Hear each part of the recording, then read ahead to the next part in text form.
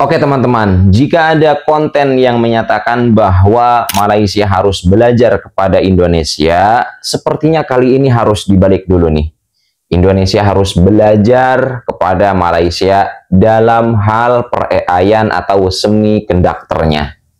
Ya, tapi sebelumnya saya ingin disclaimer dulu bahwa saya tidak memihak Malaysia. Saya melihat keunggulan Malaysia saja gitu ya. Malaysia itu sudah punya pabrik AI atau semiconductor ya. Banyak sekali investor-investor besar yang ngiler, yang tertarik untuk berinvestasi di Malaysia. Seperti Microsoft salah satunya ya. Siapa yang tidak tahu dengan Microsoft? Brand besar, perusahaan besar ya. Itu ngiler, tertarik untuk berinvestasi di Malaysia. Ini yang belum dimiliki oleh Indonesia. Indonesia belum memiliki pabrik semiconductor atau AI ya. Sebetulnya dulu Indonesia punya pabrik semikonduktor, tapi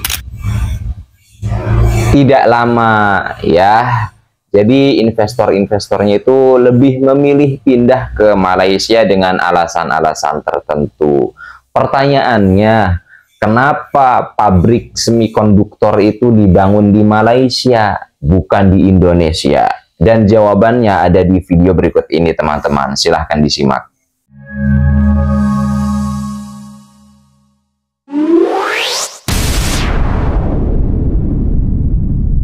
Teman-teman udah tahu kan Indonesia itu adalah negara superpower yang sangat canggih, utamanya di bidang investasi. Bahkan dari bertahun-tahun lalu kalau lu lihat headline surat kabar itu bunyinya seperti ini. 2023, RI dipilih Amerika Serikat menjadi destinasi investasi untuk bisnis chip semiconductor. Wow. Hebat banget loh. Ingat loh, bukan Singapura, bukan Thailand, bukan Vietnam, tapi Indonesia. Maju dikit ke 2024. Jokowi ungkap semikonduktor jadi masa depan industri Republik Indonesia. Wow. Wah, ini keren banget nih guys. Indonesia itu jadi masa depan, tulang punggung dunia nih Indonesia nih. Dan lebih hebat lagi apa? Menko Erlangga itu udah pernah bilang juga, dia menargetkan RI menjadi pemain utama di industri semikonduktor. Jadi semikonduktor itu kayak microchip ya, kalau lu nyetir mobil, pakai laptop, pakai handphone, bahkan kulkas aja udah ada microchip sekarang. Nah, Indonesia bakal jadi pemain semikonduktor paling hebat di dunia, nomor wahid lah. Ini hal yang luar biasa nih buat Indonesia. Tetapi ini adalah sebatas cita-cita belaka. Kenapa? Karena kenyataannya nih, baru ganti tahun ya, dalam hitungan minggu ya, beberapa minggu yang lalu, baru aja keluar berita bahwa Nvidia bukan investasi di Republik Indonesia, tetapi bakal membangun pusat AI di Vietnam. Dan bukan cuma itu, walaupun Indonesia menjadi pasar terbesar Apple di Asia Tenggara, tetapi Apple malah memilih membuat pabriknya di Vietnam. So, sebelum kita ngomongin industri teknologi tinggi, kita ngomongin industri handphone aja dulu ya, baru buat halo-halo. Itu ternyata Apple nggak bikin di Indonesia, tapi malah memilihnya buatnya di Vietnam. Oke lah kalau gitu kita kalah sama Vietnam. Oke lah, memang kan Vietnam negara hebat, negara maju. Mereka negara komunis, mereka korupsinya lebih rendah dibanding Indonesia. Jadi wajar lah kalau Vietnam lebih canggih dibanding Indonesia. Tapi minimal kita bisa kalahin Malaysia lah. Jangan takut dulu, jangan pesimis dulu sama Indonesia. Sekocak-kocaknya Indonesia pasti masih bisa lah bersaing lah dengan negara tetangga Malaysia. Makanya gue kaget ketika muncul berita seperti ini. Ternyata banyak investor asing yang tadinya memilih investasi di Indonesia, investasi AI dan semikonduktornya dipindahkan ke Malaysia. Bahkan headline di CNN mengatakan bahwa Malaysia menjadi favorit investor teknologi AI. Dan bukan cuma itu, bahkan CNBC membuat suara yang paling kencang bahwa asing makin kencang serbu Malaysia. Ini bukti baru bahwa RI ini cuma diperas. Maksudnya cuma diperas ini bukan jeruk ya guys ya, bukan jeruk anget diperas campur gula jadi enak. If they could have just squeezed us like an orange and squeezed the juice out, I think the juice would have been squeezed out of us. And all the goodness would have been sucked away. Maksudnya RI itu cuma diperas jadi konsumen doang, jadi market doang. Nah pertanyaannya, kok bisa begitu? Ya sebelum lu ngomong kok bisa dulu, gue mau bilang dulu Malaysia ini memang hebat banget. Ternyata di belakang layar lu gak pernah denger, tapi gue bisa bilang kesaksian gue dari zaman dulu. Ketika lu mau bikin komputer lah kita ngomongnya. Komputer lu tahu prosesor paling indah di zaman gua itu Intel ya. Nah saingannya Intel itu AMD. Gua kaget ketika gua bikin komputer, gua nggak mau pakai Intel, gua pakai AMD. Gua lihat made in-nya apa? Ternyata made in Malaysia. Jadi ternyata teman-teman, 20 tahun lalu ketika Indonesia lagi sibuk menemukan cangkul yang paling bagus untuk menanam beras, ternyata Malaysia 20 tahun lalu sudah membuat prosesor yang menjadi kompetitornya Intel. Luar biasa nih. Semoga setelah 20 tahun ini Indonesia udah bisa mengupgrade cangkulnya ya, yang tadinya mungkin agak tumpul sekarang mungkin udah lebih tajam.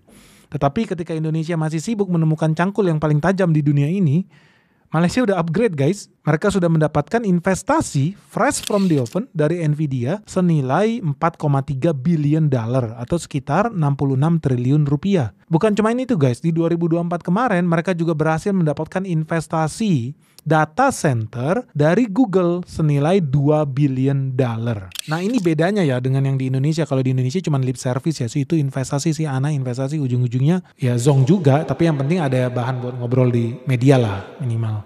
Kan namanya juga cuma jadi bahan politik doang, tapi realisasi zong. Nah bukan cuma itu nih hebatnya nih Malaysia, dia juga nggak puas. Oh gue dapet Google, oh gue udah dapet Nvidia. Mereka nggak puas, dia maju lagi sama Microsoft. Teman-teman tahu, Microsoft itu juga sudah berinvestasi senilai 3 billion dollar untuk investasi di bidang cloud dan bidang artificial intelligence. Microsoft gila, ini semua orang nggak mau kalah, mereka mau rebutan investasi di negara kerajaan Malaysia. Hebat loh Malaysia.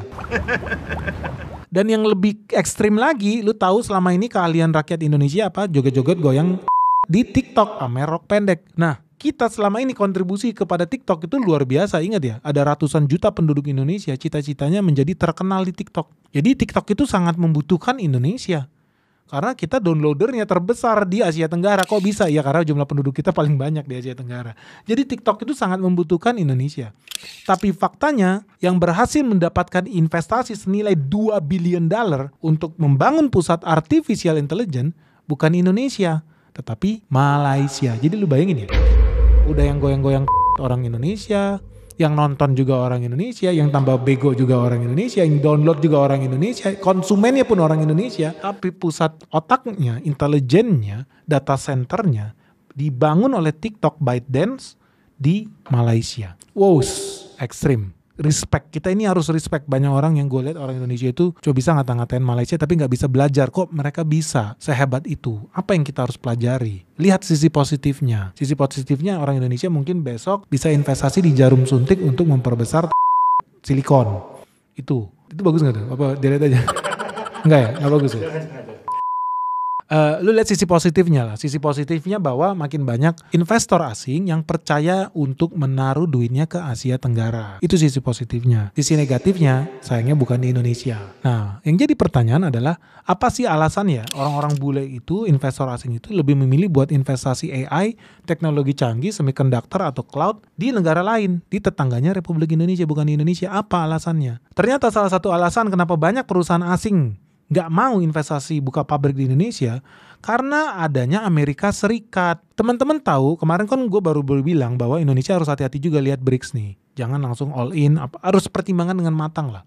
Karena apa? Ketika Indonesia bilang kita mau join dengan BRICS, apa yang terjadi? Amerika langsung membuat sanksi. Hei kamu negara-negara anggota BRICS, siap-siaplah lu bakal gua boykot. Dan Indonesia sudah masuk di dalam daftar boykot negara-negara yang tidak boleh menerima produk-produk ekspor teknologi tinggi dari Amerika Serikat. Produk-produk yang berhubungan dengan artificial intelligence, termasuk diantaranya semiconductor. Yang artinya begini teman-teman.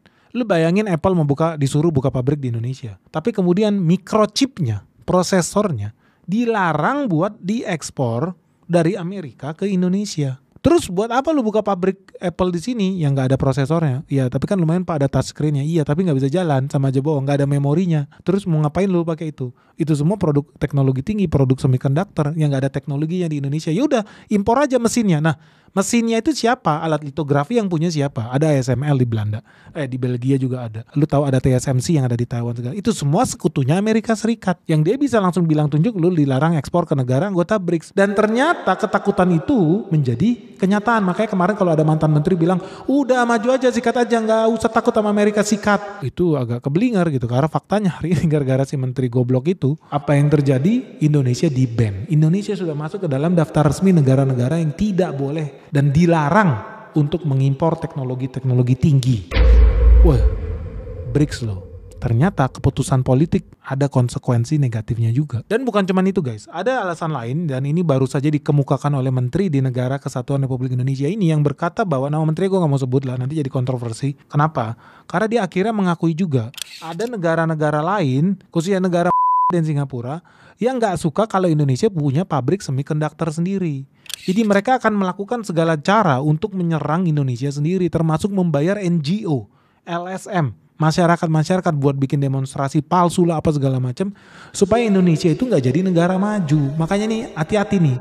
Begitu kita bermusuhan dengan Amerika Serikat harus siap bakal lahir pengkhianat-pengkhianat baru yang makan dolar Singapura atau karena enak, lu kapan lagi dapat gaji dolar. Nah yang paling keren nih menurut gua adalah gua ketika setiap kali ke Singapura ya, gua kaget ngelihat teman-teman ekspat, orang-orang pinter di Singapura. Kok sering banget ya lu pergi ke Johor Bahru. Johor Bahru itu perbatasannya. Kalau dari Singapura lewat jalan darat bisa ke Malaysia. Nah kota terdekat namanya si Johor itu. Nah kalau lu ke sana orang biasanya buat belanja. Kan di Singapura semua serba mahal. Sehingga orang Singapura yang hemat, investor-investor di Singapura tuh banyak yang hemat. Mereka nyebrang ke Malaysia, belanja di Johor Bahru, nanti balik lagi ke Singapura. Akibatnya apa? Johor itu berkembang jadi negara yang daerah yang maju dan dinamis. Sekarang mulai ada percampuran budaya lah, banyak orang asing, investor asing, orang Singapura, orang luar negeri belanja ke sana.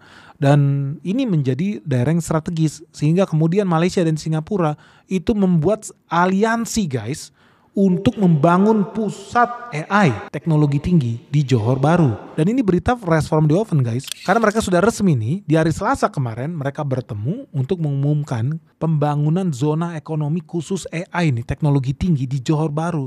Ini adalah merger antara Singapura dengan Malaysia. Oh ini hebat banget guys. Ini sangat brilian. Gue udah berulang kali bilang Singapura wajib menguasai AI. Karena populasi penduduknya sangat tinggi. Dengan AI dia bisa meningkatkan produktivitas penduduknya. Jadi GDP dia bakal naik ekstrim kalau dia punya AI.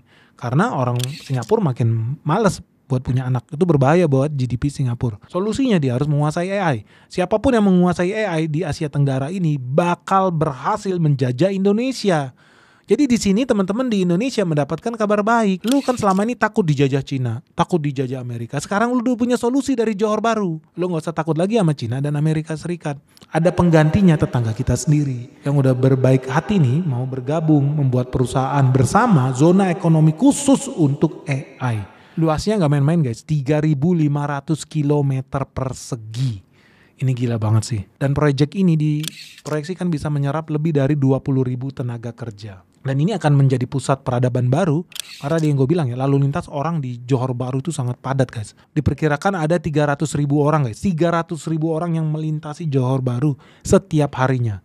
Lu bisa bayangin nih kawasan ekonomi khusus ini bakal menjadi sebesar apa. So jangan heran ya, banyak pengusaha di Medan yang udah pindah ke Malaysia. Nah kalau menurut kamu sendiri gimana? Ini bisa jadi kabar baik nggak buat Indonesia?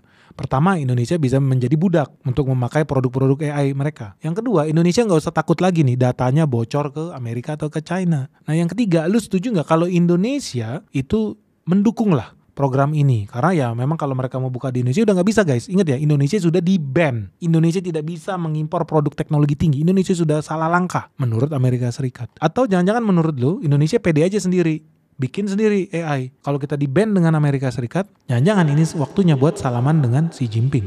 Menurut lu gimana? Lebih baik Indonesia merapat ke Xi Jinping, ke China, atau Indonesia mendukung Johor Bahru? Tulis segera kolom komentar di bawah ini ya guys. Menurut kalian yang terbaik buat Indonesia apa nih? Kita udah berada dalam posisi dijepit nih sekarang. Oke guys, semoga video ini bermanfaat.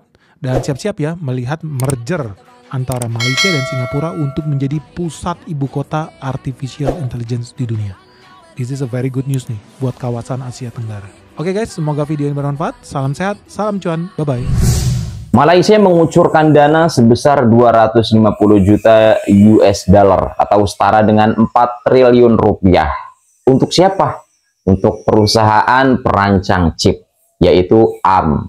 Bahkan ARM ini siap melatih 10.000 insinyur Malaysia di bidang teknologi atau semikonduktornya. Namun, di balik gencarnya pembangunan pusat data AI di Malaysia, ternyata membuat Malaysia kehabisan udara. Coba kalau bangunnya di Indonesia. Indonesia memiliki cadangan sumber daya alam yang melimpah. Indonesia memiliki permintaan pasar global yang tinggi. Dan Indonesia memiliki ekosistem pendukung pembangunan atau pengembangan industri semikonduktor di Batam. Wow, mantap, luar biasa ya. Tapi semua ini ada kendalanya teman-teman ya. Ada yang mengatakan bahwa karena Indonesia telah bergabung menjadi anggota penuh BRICS hingga Amerika Serikat memboikot atau membatasi teknologi-teknologi canggih kepada negara-negara yang bergabung dalam BRICS ini. Dan ada juga 2 negara tetangga kita yang tidak suka dengan rencana memajukan Indonesia di bidang industri semiconductor. Ini yang mengatakan seperti ini menteri loh teman-teman ya, salah satu menteri. Tapi saya yakin dengan bergabungnya Indonesia di BRICS ini pasti ada hal-hal yang sangat luar biasa yang tidak dimiliki oleh negara lain, khususnya negara-negara yang tidak bergabung di BRICS ya. Intinya ada plus minusnya, intinya ada keuntungannya, ada juga kerugiannya atau konsekuensinya. Oke teman-teman, itu saja dulu informasi yang dapat saya sampaikan, kurang lebihnya mohon maaf. See you next video.